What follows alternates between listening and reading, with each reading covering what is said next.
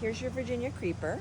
When it's young, it's got 3 leaves, and then it turns into 5. You can see it's starting to turn red.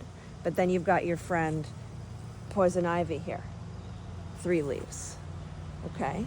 So in both cases, you need to treat them like you're allergic, because many people are allergic to both, or just to Virginia creeper, like me.